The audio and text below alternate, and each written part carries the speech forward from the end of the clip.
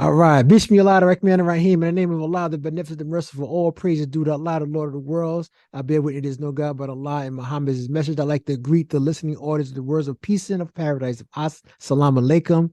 This is a Alaikum very, assalam. very special meeting we have today. I met this brother some weeks ago, and we have a program where brothers come together and we exercise. We do a walk, and as we walk, we build. It's a great program orchestrated by Brother Smitty. And when I came across Brother Jamie, of course, when you're doing the right thing, God connects the spirit, no matter what your denomination is or choice of faith. But the brother has a lot of jewels, and I believe, and I asked him, brother, man, it's something that you have is definitely worthy of the world to hear, because it's not how many you can reach, it's the one person you can influence. But as you know, my statement has always been the best person to introduce himself is the host. So, Brother Jamie, the floor is yours, brother. Let the people know who you are, black man. Oh, how you doing? How's everybody doing? And thank you very much, man, for bringing me on tonight. And I really, you really have basically brought some more light to that walk that we've been doing for the last year or so. And so I appreciate you asking me to come on. And my name is Jamie Tolliver, African name Orande Komara. Orande Komara means one appointed by God to teach from experience. I guess that works with, by my lifestyle, because for 30 years, I'm a counselor now, but for 30 years and stuff, I was using. And God has blessed me to deliver me. And I use the word deliver, you know, cleanse me, from that culture, the drug culture, which is a culture in itself that it's universal. It has no color code, but has been messing with, it does, has been a real cloud over the African American community. So I'm 66 years old. I've been in this field since year 2002. I've and matter of fact, let me see, on the 16th of of June, of 16th of July, it'll be 23 years Praise be since to I Allah. came out of treatment. And it's been an interesting journey from that point to now. Started out in and out of the rooms of NA and AA. Well, real first, let me give you a little background, also my background. I'm the son of Cora Tolliver, Harry Tolliver, and Purcell Haynes. I said, and Purcell Haynes. Harry Tolliver was the man that raised me. Purcell Haynes was the man that brought me into this world. I have, they have two very great men. And it's been an interesting journey from the time I grew up in Washington, D.C., at the old Freeman's Hospital. And so with that and stuff, and yeah, I met my early and stuff. My wife was on. Her name is Reverend Dana. I call her Celia Tolliver, Mitchell Tolliver. And she's also she's an Catholic priest at Amani Temple. Um, but yeah, my journey basically is a journey, if I call it deliverance. At the end of each of my sessions and stuff, or all the sessions, that we've ever been in and out of the rooms, we do the Lord's Prayer, and there's a statement in the Lord's Prayer that refers to the word delivery, deliver me, deliver, not put me in recovery. And believing that Allah and God has the power to do so, I started looking at that and taking internalizing it and believing it, that I can be delivered, based on some of the programs that we have came through, that I've come through most of my life. They usually, teach recovery for life, and teach recovery, and they use terms like once one, always one. And those have been always a little disturbing to me, because that meant and stuff that that had a never. The word never went to that. It was because never cured was been a problem to me. But coming up from under some of the brothers that I came up from, they taught me to look at things from another perspective. Starting out with Reverend Willie Wilson at Union Temple Baptist Church. He was the brother who I would say installed, who gave me the name Orande Kamara. And he also hired me for my first counseling job, at least only 16 months out of treatment. And so then I met people like Dr. Naheem Akbar, who I speak to on a regular basis. Had the pleasure of meeting Minister Farrakhan on several occasions, due to the fact that he comes to Union Temple. And all three of them basically spoke of a particular scripture that helped me to look at things from another perspective, especially in a godly manner. And that was Psalms 82. Psalms 82 says, "Ye are all gods, little g, sons and daughters of the Most High." And so I really figured, if I'm a god and stuff, how does basically being an addict, fall in line with that? It doesn't. And so, one of the things I teach and stuff is not to is to close the door on, the fact that, kill the addict, and bring forth the God. And, because of the fact, most treatment programs, bless their souls, that I guess their attempt to basically to assist folk, it's I believe the heart is in it, but, when it comes to true teaching, man, we hadn't been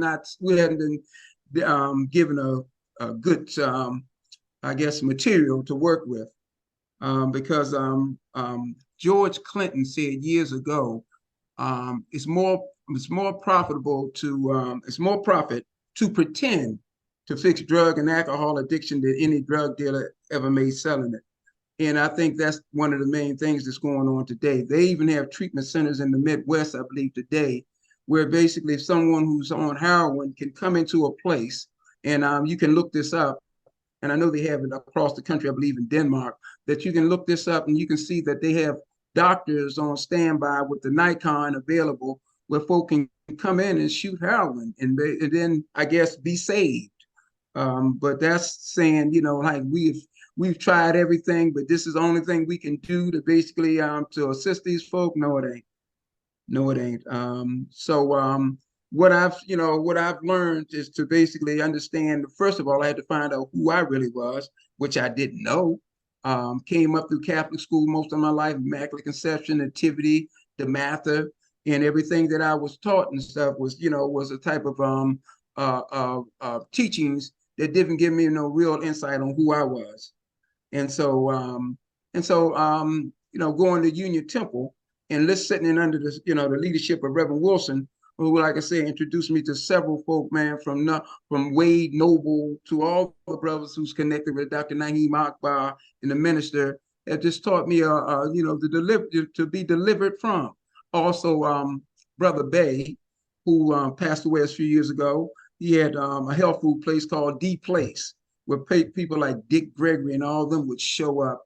And never forget, I still got the mark on the back of my head when one day Dad was sitting in front of Dick Gregory, and I said, "Man, I'm an addict, and I'm gonna be sucked from the disease of addiction for the rest of my life."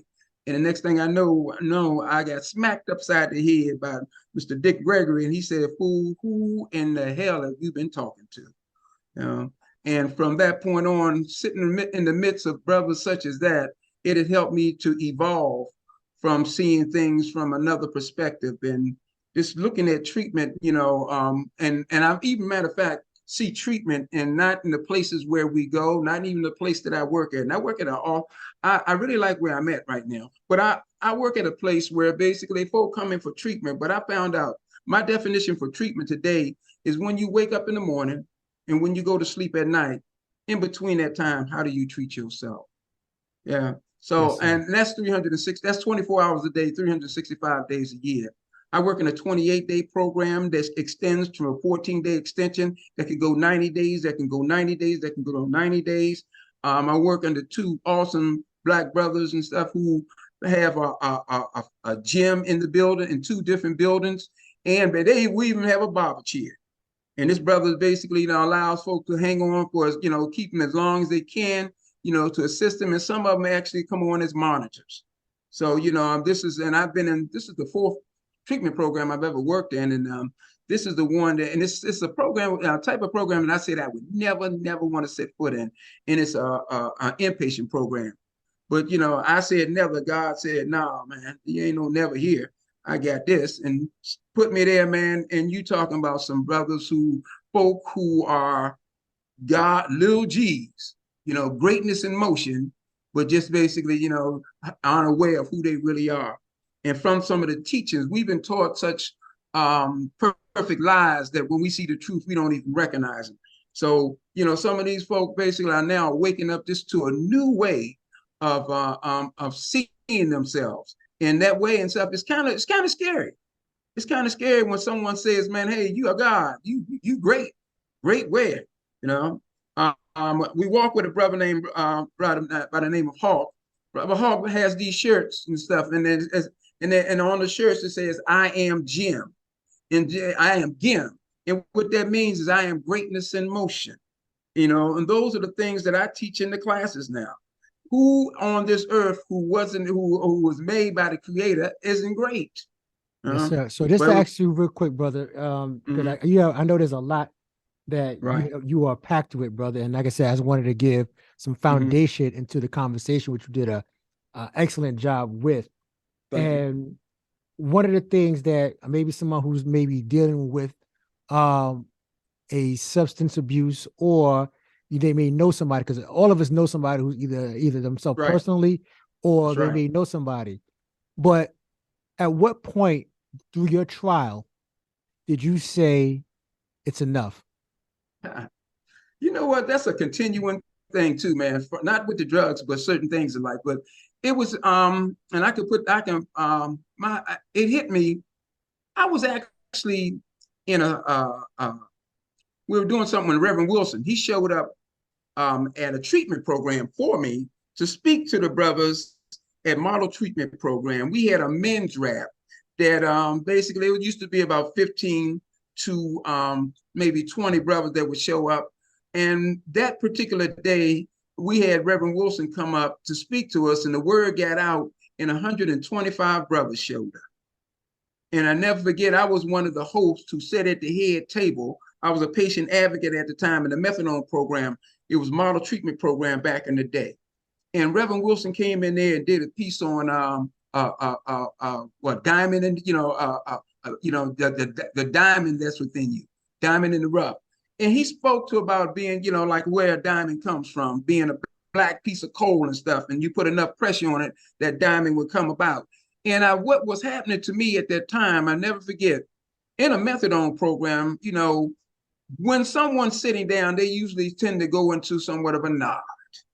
And I was sitting back watching the crowd. They were so mesmerized. And let me tell you, people are on different doses and stuff, and the folk aren't there just to basically be high on methadone, because it doesn't get you high. It just keeps you from being sick. But anyway, instead of folk nodding, I never forget, everybody was sitting upright, leaning forward with their mouths open, paying attention. And what blew me, and I felt something at that moment, something hit me. It was an emotional high that went through me at that time. That what we always talk about, searching for the first high, searching for the first high. When I compared that feeling to that thing that I've been, we always search for, man, that feeling was 20 times greater.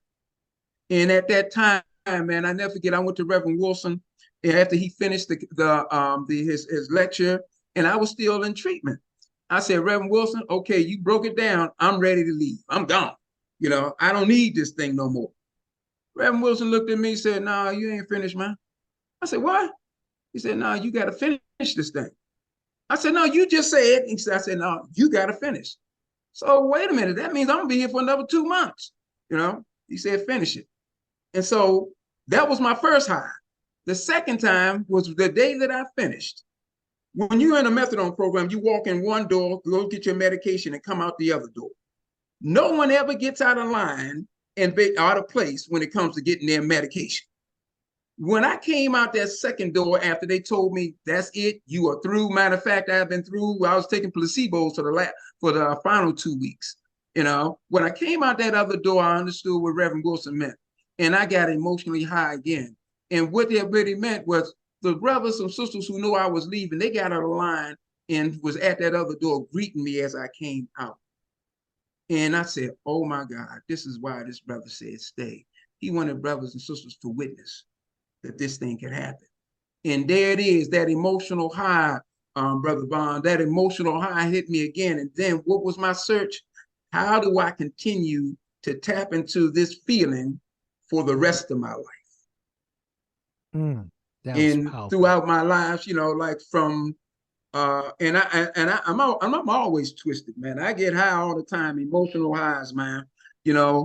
Basically every time I find a new part of me, I learned, on the mural on at Union Temple, it says know thyself. And see, that was my biggest issue, is I didn't know myself. And every time I learn a new part of me, I keep finding me when I find my ancestors and stuff. I feel I get a high, and I get it very emotionally high when I watch someone basically when I share somebody's past, pull up just like that guy Gates who does finding your roots. I do a little research myself, and when I see a few times I found some information for clients, and they got so emotionally high.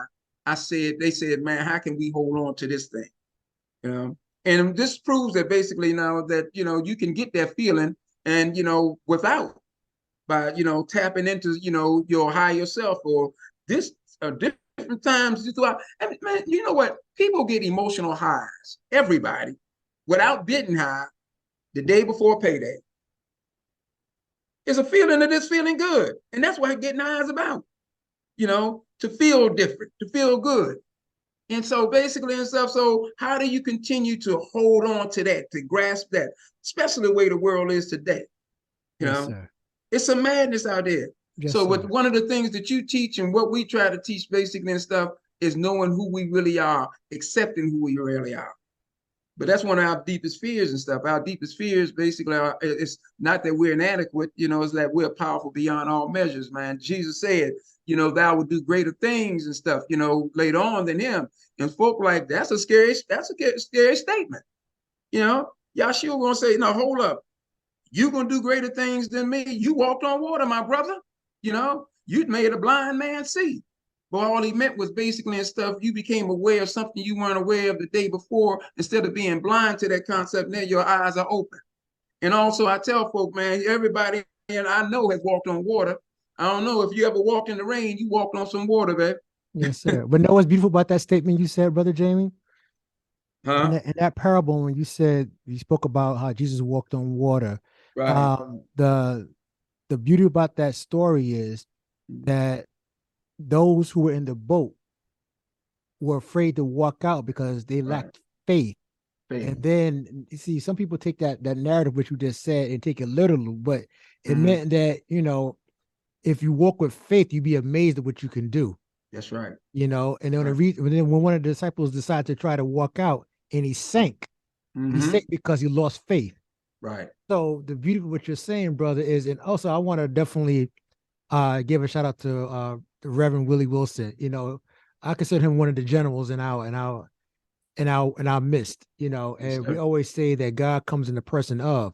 So Yes, we sir. got to be mindful of that. We got to be careful how we treat strangers because you might be entertaining an angel. That's And the right. brother came in and he had the right dosage for you Right. because he reached you, Yeah. and everything happens for his divine reason. And I understand what Mm-hmm. you meant, brother, when you said that when he told you wasn't done, Right. everything has a reason That's right. why it happens to us. We wonder always sometimes, like, why does this always happen to me? But Mm-hmm. if we're wise enough and we come through our trial, we can Mm-hmm. realize that, know what, I got a purpose now. I ain't go through all this stuff just to be sitting down. And I That's think right. that's, if I can relate to what you're saying, Right. that even through my trials and my hard times, when Mm-hmm. I see something that looks familiar, I can talk about it because I know I've Mm-hmm. been through there. This is the chapter that I can definitely teach on because I have an outcome that I can show you how to get out of a certain situation. So when Right. you have your trial and you're amongst those who have different challenges who may not be at your level, what are Mm-hmm. the key words you tell them when you see them want to give up? Yeah. Well, that slogan. What's up, greatness? You That's know, right. I said, how are you basically going to be one of the apples or one of the branches from the tree and not be? great. And that's, I get that from my brother Hawk, man. Every time we walk past someone, and you seen it when we walking around the circles and stuff, how you doing? Greatness, and folk basically like, who you talking to? But yeah, man, it's not a person that stands on the corners, the bus stops, that isn't God's state of the art creation. That's right. We just have to basically continue to inform them of who they are, not, and so they can understand how to, be more thoughtful on about their greatness instead of their failures, you know. And Yes, so sir. that's one of the things I, try to share with all the folk that I work with, man. I always tell them they look out of place. When they say, "What do you mean, Mr. Tolliver and stuff?" I say, because when if I'm looking at a God, this place doesn't fit you at this time. You know, and I tell folk also and stuff. See, it isn't a person that comes into treatment that is not a knower. And what I mean by that, everybody knows what not to do. Everybody, Dr. Naheem Akbar says in Breaking the Chains of Psychological Slavery, how do you know what you know but continue to operate like you know nothing? And that thing that really hits a lot of brothers. And I'm wearing a shirt now and stuff that says, "Are you living in your truth?" Another Hawk shirt. And That's at the right. bottom of it and stuff, it says, I am greatness in motion. Are you living in your truth? A lot of folk don't know their truth. My wife had this picture, a statement in this picture frame that is called, what is it, sweetie, about the family? What is that statement about the family? Is it says, wow, it's gonna come to me. I think about it all the time, man. In reference to your family, knowing where you come from and stuff. Your story and stuff. Home is where your story begins. That's right. Home is where our story begins. What story? What story do you get? How does that story start out? If folk don't know who they are and stuff, you're going to get that story. And it ain't about nobody being dysfunctional. It's just based on them being functioning based on the information that they have received throughout life.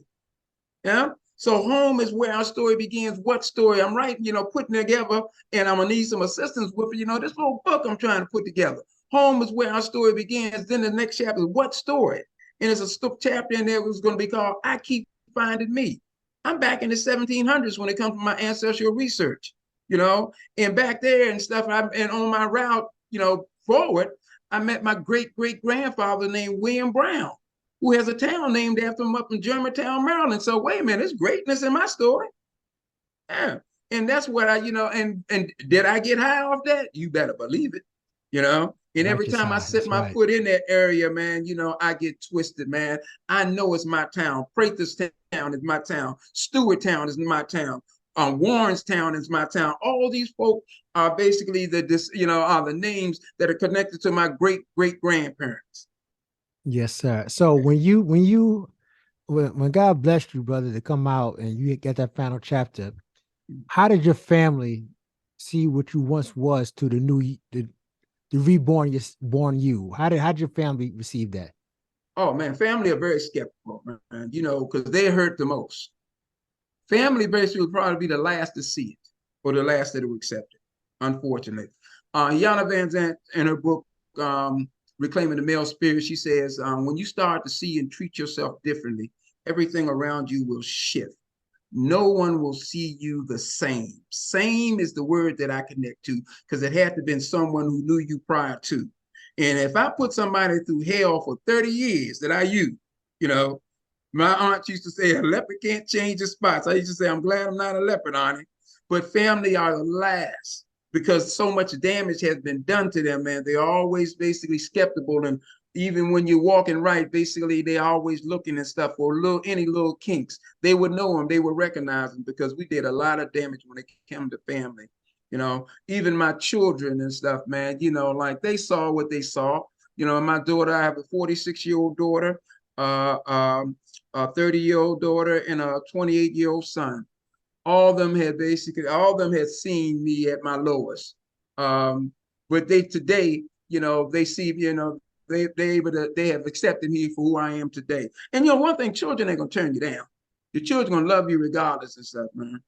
My son, basically, I put my son at the age of 3 through so much hell from a few months that he was with me after his mother divorced me when I was acting like a fool, and basically had to come and stay with me for like 9 months. You know, he seen me at my worst every weekend. And to when she came and got him, that was the last vision he had of me until several years later. We I hadn't seen it in about 3 year period, man. I was talking to my son over the phone, and he said I sound different over the phone. He said, "Daddy, you don't sound like you used to sound."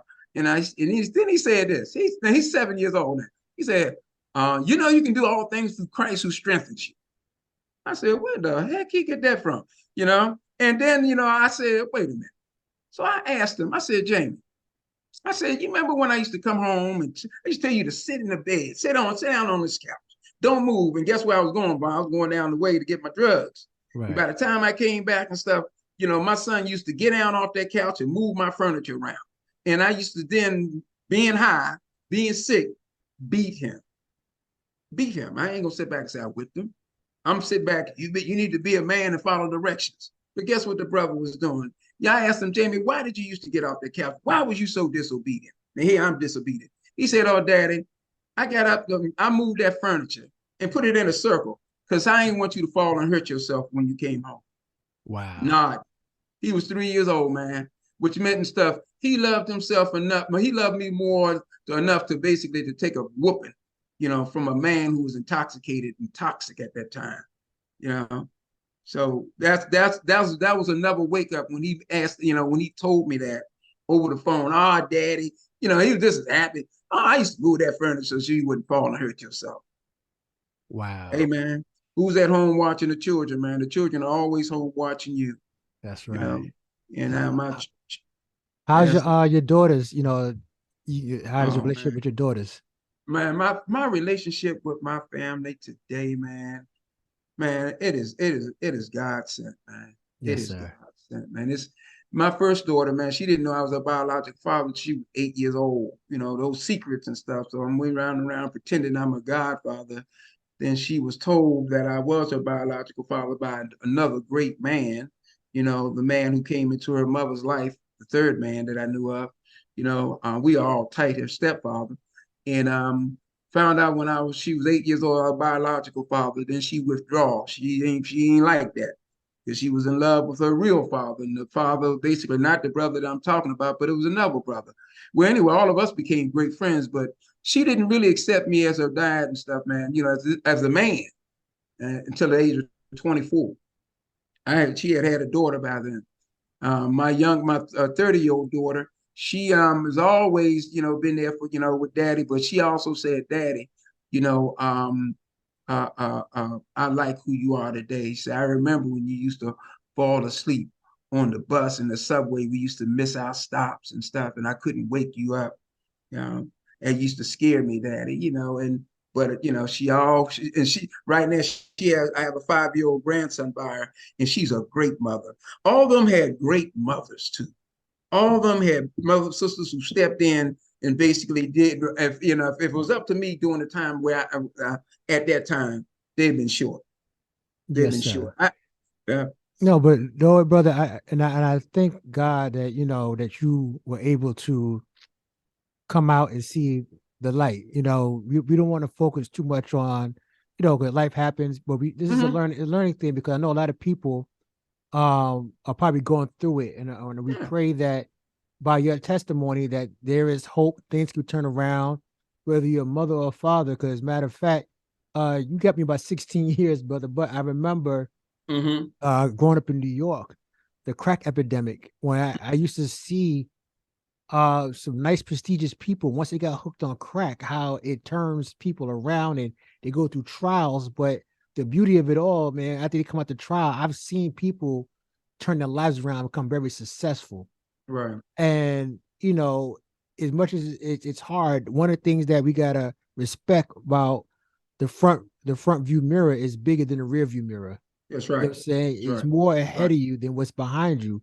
That's And we right. don't want people feeling like there's no hope. There's always hope. And Oh you man, bear please. witness to it because your Yes. children Yes. forgave you. And you said your family and those who came as a village together, you Mm-hmm. guys, you're now tight. So Mm-hmm. what can you share with somebody who's probably watching you right now and saying, man, um, how do I get my children back? And that's probably one of the hardest things for any parent Right. to come through with. Okay. Can't get their children back till they get themselves back. That's right. That's not going to happen. And I don't even, you know, and I meet with a lot of folk on a daily basis and stuff. I say, hold tight and stuff, brother. You know, and because I went through this myself. I need to get my daughter back. I need to do this. I never forget a brother, Eric Kareem. You know, I'm riding home with him from men's rap after at Union Temple. I said, man, my daughter's mother ain't trying to let me see and stuff. I need to see my daughter. Man, shut up. Man, he put me out this truck. He said, man, look, you ain't even found yourself yet. You know, get yourself, find who you are first before you get for you getting anyone else's life. My whole family accepts who I am today. They love me. They are, man, it took a bit of time, heals all wounds. And your walk has to stay as you know, that walk where it's basically where you know forward. But one of the hardest things that I dealt with, it was just being a real man. Responsibilities, man. You know, when we sat back and talk, when I talk to the brothers in the rooms, man, our thing is about being responsible men. And you know, they make it hard for us to be that. They make it hard for, especially you know, when they're talking about the destruction of the black man. You know, black manhood and black masculinity. And that's a book by Wesley Muhammad.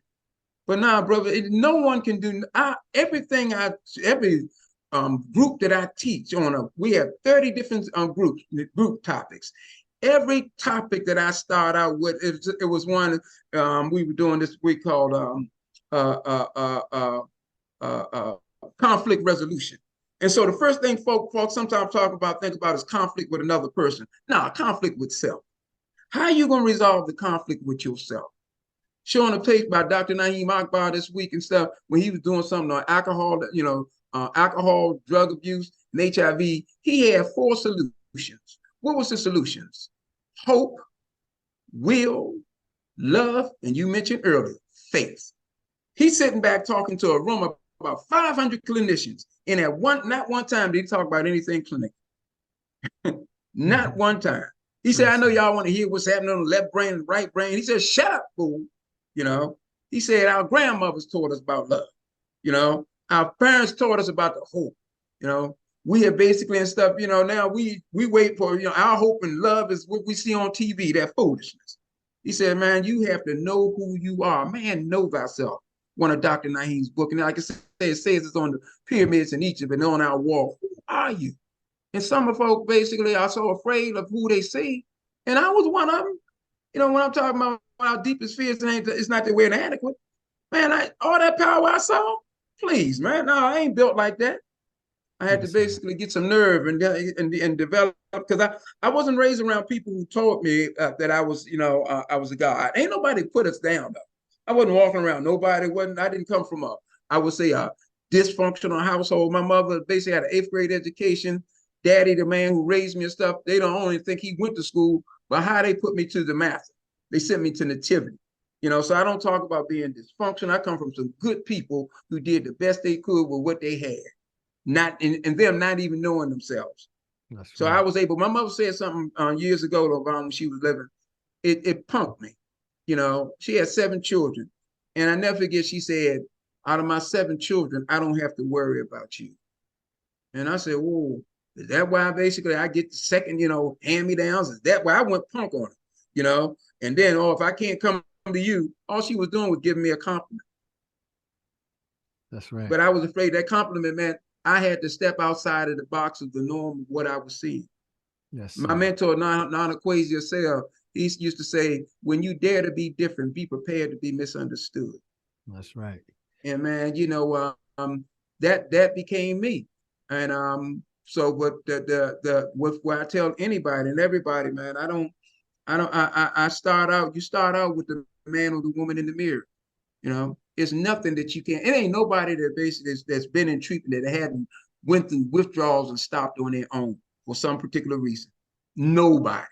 Yes. Everybody has done it. That's you know. right. But one of the things and stuff that you have to develop a dislike for, you have to develop a dislike for something that if it could talk, it would tell you how much it hates you based on the consequences of the one-on-one, one-way relationship you have with it. And when I'm talking about my relationship with a little boy named Skag, street name for heroin was Skag, and boy, I had an intimate one-way relationship with a little boy named Skag, who treated me like SHIT, and that's based on the fact that when I went out the street to get Skag, I used to ask, who got the good SHIT? You put it up in you, that's what comes out of you, man. But also, this is a main issue. This is one of the things I do when I'm doing my sessions. We go through everything. They tell me their goals and all that, man. I try just to thing with one goal. Well, you talk about getting a house, or you talk about getting a job. Your main goal is to stop this. Your main goal is to stop. I don't care, that's it. But you know, when um when it comes to stopping and staying stopped, I don't know, no treatment program or no psychiatrist has your answer. The answer is always within. You never not have your answer, and usually they come up saying it. Yes, Yeah, sir. but So we no, just based. Go no, ahead. I'm saying I was going to ask you, brother. And when I had a program not too long ago with a pastor, a good childhood friend of mine, and we used to talk about the benefits of the church.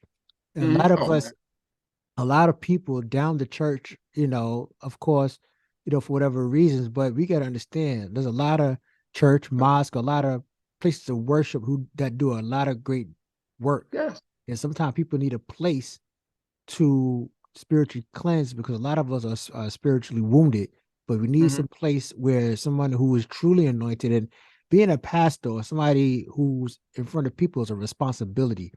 Yes. And people got to understand that it's unfortunate. Yes, wherever God is, of course, Satan's going to be there. Right. But, we're not talking about that small minority who do the wrong thing. But we talk Right. about the greatness of men and women, Right. like Reverend Wilson, Mm-hmm. the Honorable Minister Louis Farrakhan, Right. and who take that position greatly because they save a lot of lives. Mm-hmm. So when people talk down about the church, brother, can you tell them that how powerful the church could be, a good church home could be for those who are looking for a place to feed their spirit? Well, I spoke of the rooms. I didn't come through the rooms. I came through the basement of Union Temple Baptist Church, my brother.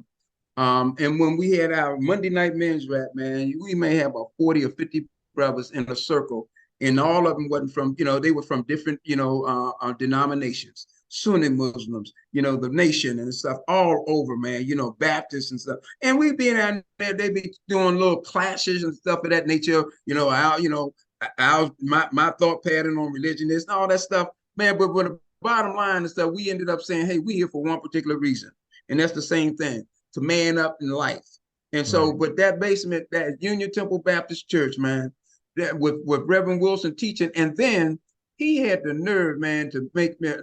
They elected me as president of the Men of the Temple after being there for 2 years, and I started. He gave me the opportunity of starting the addictions ministry. It was called Free Indeed Deliverance from Addictions Ministry, where basically he allowed me to teach and start my own ministry there. And it was a part of it was a part of the ministry for the longest. And a lot of folk, I'm known for that around there, but and because this is something that when we went in there, we wasn't talking about like I say, the streets, lying about them, lying about some of the things that we've done out in the streets. We came in there and talked about some real stuff, man. And some biggest things that we focused on are just the lack of knowledge of who we were. And from going to the church, Brother Vaughn, I was able through Reverend Wilson, man, to meet the Naheem Akbars, to meet the Minister Farrakhan, the Bishop Stallings and stuff of that, where my wife is at right now. These were some hardcore brothers, man. Yeah. And I was just so in meeting all these brothers. That's why Dr. Kevin Watakari Washington, Wade Noble, Amos Wilson, in the back of Reverend Wilson's book, Releasing the Power from Within. I'll get you a copy too. Releasing the Power from Within through Spiritual Dynamics, the genius of, not about, of Jesus revealed, releasing the of Jesus. He talking about not the story about him, but basically practicing what he practiced, you know. And then you got Amos Wilson, you got brother Tom Burrell, Brainwash, Amos Wilson, the falsification of African consciousness. These are the things that I learned down in that basement, man. These are the teachings and stuff. When we went down there, it wasn't just about a story about being on the corner, because the corner is someplace we went to. Because the corners are designed to keep you cornered. You hang out there long enough, you end up basically, because our parents said, get off them corners. That's Stayed right. on the corner long enough, you get in a 4x9 foot, 4-corner cell. And if you don't act right and stuff, you come back out and get back out on the corner. You get yourself a nice oblong 4-corner box and get a piece of land oblong 4-corner that's 6 feet deep, for not realizing that the game out there, that corner is basically somebody else's game and it's a business. That's right. And we have that cornered mind, man. That's what Rev and them taught, man. The renewing of your mind. Man, it got scary, Vaughn. When I would sit back in the office with Rev when I was president of the Temple. And I never forget one day, man, he was talking, he was saying, and you could see the pain in his eyes when he banged his hand on his desk, man. And he said, man, if these brothers can only get this. And Vaughn made me jump up out of my seat. And my reflex response was that, Rev, it is not that I didn't get it. It's the responsibility that goes with getting it. I wasn't ready to man up to the responsibility. I wasn't ready to basically, put down the excuses. The disease of addiction is baffling and cunning. I tell you what's baffling and stuff is, well, who's baffled are those folk who put that stuff out there and we keep coming through. They baffle. How are these black folk? Because we're starting to find out who we are and who's cunning. Cunning, it can't be cunning because it is a drug. It is not alive. Who's cunning? You smart. Look, that's who's cunning. Cunning means smart. We ain't talking about somebody trying to attack you. You look cunning, you're smart to a point where you were coming to a treatment center. And basically you were sentenced to death by Satan. But you come into a treatment center and basically to get correct, to be discharged, because we did a group on discharge the other day. I said, first of all, y'all discharge yourself from the street into treatment. Then you had to discharge your old self from yourself. And that's one of the things and stuff, like I say, man, I just stay on self. And those are the things that I learned in the basements, and I've spoken at the malls up on Branch and stuff. I've sat there with some of the brothers up there. And I've spoken at universities with counseling psychology students under Dr. Mwai Kyrie Washington at UDC, Federal City, UDC, Old Federal City, Morgan State, Bowie State. I spoke at all those places with counseling students studying for counseling psychology. They were in the books, but they didn't understand about the hope. They didn't understand about the will. They didn't understand about the love and the faith. They said, wait, man, that's religion and stuff. I said, no, that's God. You call it what you want. Religion only means basically reconnecting with the source, That's right. Religion, reconnecting with the source. So if you got to reconnect, that means you've been there before. And the question is why we keep dissing ourselves from God. But if you're scared, I always say, if you're scared, say so. Then we can work on something. We can work on it if you acknowledge there's a fear. Yes, sir. Well, know what, brother? I just want to fast forward, bro. Now you cleaned up, brother, and you're doing well, and we thank God for it. And as every man, you came across your wife, brother. Now, what was that like, brother? Because she has to be a blessing, brother. Because you had in courtship, you had to tell everything about yourself, good, bad, ugly, what have you. And sometimes you meet that right one, you're like, boy, I got to tell the ugly side. So how did that work out, brother? Because pretty obviously it worked because you're married. So how was that like? That was interesting stuff because I got to say this. She said, no, that she was my boss. Yes, sir. She was my boss. And I got that letter from her. I'll be messing with her. I got that letter. Said, you don't get that license straight and stuff, you don't be working here. And that's before we came as one and stuff. But anyway, it's wild how basically that even started because Reverend Wilson hired me, over a brother that had a degree, and she was the program manager and director there. She basically used to was getting ready to do marriage counseling with me and a former girlfriend, years ago. And so, but we got together over 20 years ago, man. We were married in 2006, stayed together for 11 years, had a slight separation for 4 years, divorced. remarried again in February, man. You know, she's a beautiful woman. She's basically been, ministering all her life. She had a ministry. Now, I knew her, but I didn't know who this lady was. It was a lady where I used to go get crack from over in Southeast. It was, they called her the church lady. And when we went over there to get crack and heroin and stuff, they said, man, don't go over to that building over there, man. Don't go in that area. This old church lady over there. Years later, there's an article about her in the newspaper, you know, she's that church lady. Come find out. I ain't know her from day one. And I used to go back and forth, man. She was, her face was on the Metro bus. She was the face of HIV. Her and her daughter, she started HIV, a hugging ministry. First off, is the hugging ministry, and then she started a program called Akoma. Akoma means heart, love in Swahili, and she's been on the front line for ages, man, from a child. Always teasing and stuff. I said she used to run up in other people's churches, get first, I ain't number 7 years old, and get confirmed. She ain't even scheduled to be confirmed that day. She was something, man. But that's how she been all her life, man. Her name is Celia, which means peace, gentle, kind, and caring queen. And that's what she is, a queen. We be going at it all the time, man. You know, but I can't say that during those 4 years of basically me, I think that may have been needed for me to grow and understand, like you don't miss it till you lose it. And Right. It was truly and stuff a missing part. We have our home now. We live in Temple Hill. We are steadily moving forward, with her ministry as a ministry that's with her daughter. That's what is it called? Akoma Intueso, in which they work with youth. And she's doing a great job. She's been doing it for years. Her resume is about 4 pages long. I believe it. Yeah, Yes, sir. and and I was real close to a grandfather who was in the men's choir, when I was before he passed away.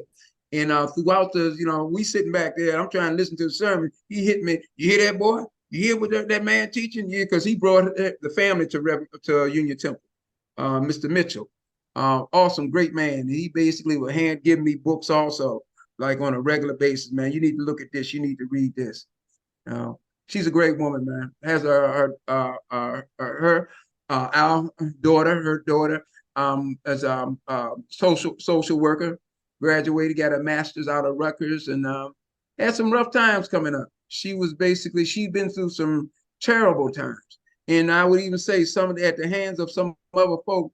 For her to accept me as her man, based on some of the things she experienced, makes me realize I must be somebody that's worth that's worth somebody's time. But no, it's Yeah. beautiful what you just said, brother. And this is the positive side I want people to see. What's that? No relationship is easy. Marriage Mm-mm. is not easy. Marriage is work. You know what I'm Right. saying? It's work. And it requires great patience. Somebody got to be hot, somebody got to be cold. Mm-hmm. And then the beauty about, and I share this with brothers, is nothing like a sister that got your back. Mm-hmm. You know what I'm saying? Because, we get so lost on the struggle on how the black woman has been there for us through our Mm-hmm. hard times, the things that we deal with, and nobody understands us better than our black women. Not saying that, anybody who's married to anyone outside their race, then they don't understand them, but it's a different connection Right. when you're dealing with your sister. That's why I wanted to bring your wife up, because going through your trials and your hard times, you need someone to lean on, someone you could talk to, someone that could correct you when you out of pocket. And that's why I want to make sure that you properly give her a shout out, brother, because Oh yeah. it's necessary to have that foundation, brother. Marriage is not a Mm-hmm. bad thing. It's a curse right now in these days, the way people are, Oh or the yeah. people are mishandling marriage. And being that your wife is a marriage counselor, the Mm-hmm. concept of marriage is being Right. tainted to this very day. But that's a whole Right. different topic. But I just want to commend you and congratulate you, brother, on you know the life that God has given you through your trial. Mm-hmm. Definitely appreciate you willing to share those hard times, man. And I really sincerely pray that somebody gets what you were saying and rewind this. The purpose of this podcast is so you can go back and actually filter what the brother's saying. I heard all the jewels, and I'm gonna go back and listen to some more. Mm-hmm. So closing words, brother, what do you want to share to those that you may who are watching this, that you want to give them that extra word that you know will give them that push to move forward to getting treatment if they need it? Okay. First of all, before you do anything, the next thing you do, please go to the mirror and look at yourself in the eye, eye to eye. Tell yourself you love yourself, you know. And if there's an issue there, stay there basically till maybe you can find out, what you had to tap in on, you know. And let me just share this. This is how I close all my sessions. Our deepest fears are not that we're inadequate. Our deepest fears are that we are powerful beyond all measures. It is our light, not our darkness, that most frightens us. We ask ourselves, who are we to be? Brilliant, gorgeous, handsome, talented, and fabulous? Well, who are you not to be? We are all children of God, now playing small will not serve this world. You see, there's nothing enlightening about our shrinking so that other people won't feel insecure around us.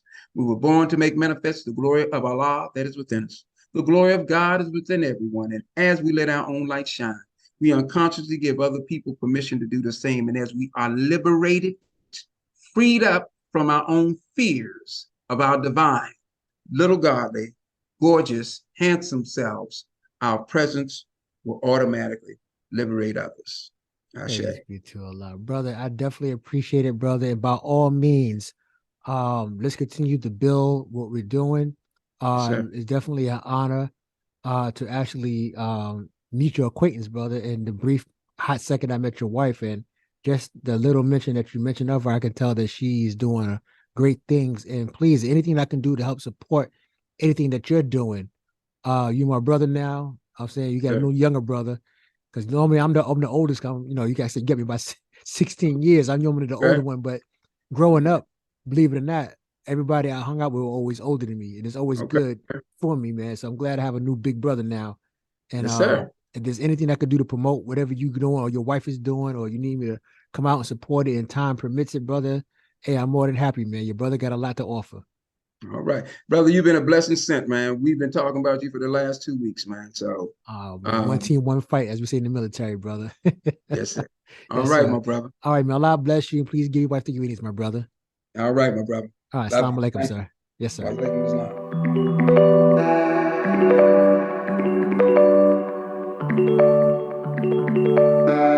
assalam.